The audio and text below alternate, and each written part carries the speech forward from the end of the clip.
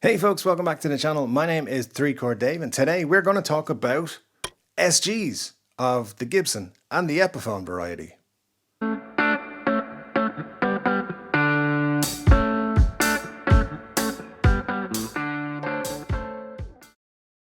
Yes guys, it is 60 years since the SG was introduced to the market by Gibson as the Les Paul.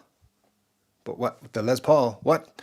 Yes, so what was going on was in 1959, the Holy Grail year, and 1960, probably the second best year, Les Pauls were not selling very well. And Gibson had a board meeting, I suppose, and they said, what'll we do? Let's redesign the Les Paul because, you know, people are not buying them. And they looked at what was selling, and the biggest influence was the Fender Stratocaster. They were like, well, why are people buying this guitar, and how can we make our own version?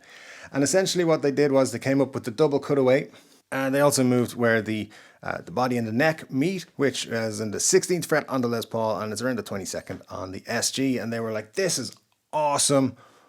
Everyone's going to love it, and they're going to sell like hotcakes. Gibson, you've done it again. And they were right, because in 1961 the SG came out and it sold out all over the place. It was the hottest guitar you could buy. Everybody loved it. It was just a big seller for them, and you know, everyone loved it. Everyone except one person, who was Les Paul. So the SG, as I said, in 1961 to 1963 was called the Les Paul. And Les Paul didn't like it. So he had a word with Ted McCarthy, president of Gibson, and said, hey, I don't want my name on that. And I know you pay me $1 for every guitar you sell. Keep it. I don't want it.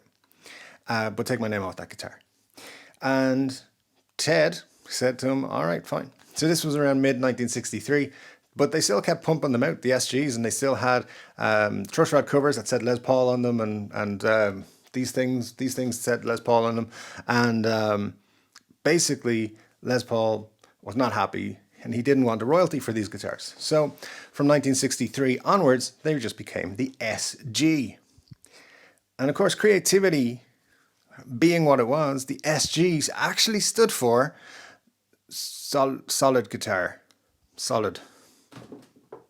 Yeah, because they're solid. So there you go. Solid body guitar. Solid. SG, solid guitar. Yeah, they couldn't come up with anything else. So solid guitar. I mean, it would have been nice if they called it anything.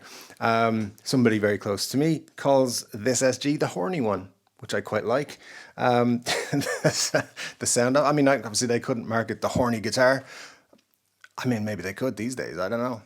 But let's see. Look out for that model next year, the horny one. Probably going to be a thing at some point in the future. But the SG had a couple of differences, a couple of big differences from the Les Paul. And there was the reasons that it was selling like hotcakes. So it's a much thinner body. It's a much lighter body. The whole guitar is much lighter. And obviously, as I mentioned, you have easier access to the higher frets. And it was the introduction, more or less, of the slimmer tapered neck. So people were digging it, especially people who were new to guitar or were just starting off their guitar journeys. So as I said, selling like hotcakes. They came in all kinds of different configurations. Now Gibson have released a 60th anniversary version of the 1961 guitars that came out, the custom and the standard, and those look pretty cool, but they are expensive. And I gotta tell you, I did mention them in my most recent video, which was primarily just about Gibson charging $3,000 for an Epiphone. You can check that video out in the corner up above there, over there somewhere, and we'll see what you think of that. I did mention those new SGs in there. I kind of think they might get lost in that other subject matter. So anyway, the reason I wanted to make this video is that Gibson I have been kicking them a little bit, and I just wanted to point out that I don't hate Gibson. I love them. This is my favorite guitar in my collection. I'm around 10 guitars at the moment. And this is the one that I pick up the most. And it's an Epiphone SG Special from 2020 with obviously the double P90s. And it is just a phenomenal guitar. And it costs €399. And yeah, €399. I couldn't be happier. As I said, this one here is a Gibson SG Special from 2018. And this costs €600. So this one was 2/3 the price. And technically, in my opinion, it is a better guitar. It's the one that I reach for the most, but it's just the one I connect with the most. In my collection are Les Pauls, PRS Custom 22. I've got, what else have I got lying around? Got Stratocasters, Telecasters, a couple of things like that.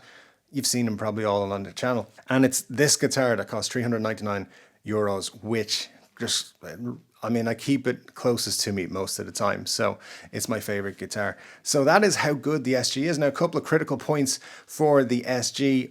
A lot of them suffer from neck dive, which is, if you're not aware, when you're holding your guitar and your guitar body is here, your neck will dip down because the neck's actually heavier than the body. With the body being so thin and light, that's the cause of that. Now, look, it doesn't affect me too much because mostly when I'm playing or practicing, I'm sitting down. I'm not on stage. So that doesn't affect me. But if you do get bothered by it, just a good strap will generally help you with that. And, you'll be nice and comfortable. And there has to be something about these SGs, right? Because check out some of the unbelievable talents who have played SGs down the years. So this guy was in the Beatles, and so he knew a thing or two about music. And you got like all kinds of other people: Derek Trucks, Eric Clapton, Tommy Iommi, Angus Young, Slash. Well, not Slash, but Jimi Hendrix.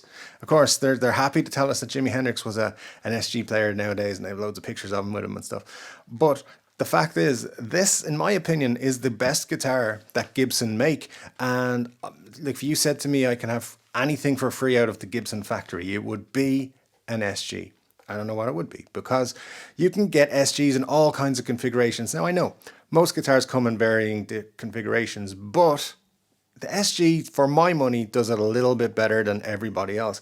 So you can have P90s, mini humbuckers, you can have regular humbuckers, you can have 1, 2, or 3 pickups in an SG, and it still sounds killer. So, you got an SG Junior with a single P90 in it. It's one of the greatest guitars you can buy.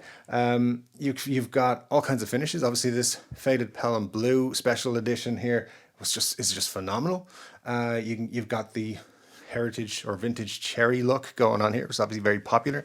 Black ones are very popular. But you've got something more like this Captain Kirk Douglas one, which came out this year at NAMM. Absolutely beautiful guitar.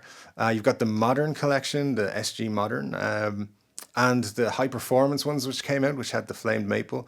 I mean, there is so much that they can do with an SG, and as players, there's so much we can do with them. I've got to tell you, if you were saying to me, you got to live on a desert island, you can only have one guitar, it would be an SG. It'd be this SG. Surprisingly enough, yes, I would take a €399 guitar with me if I could only ever have one.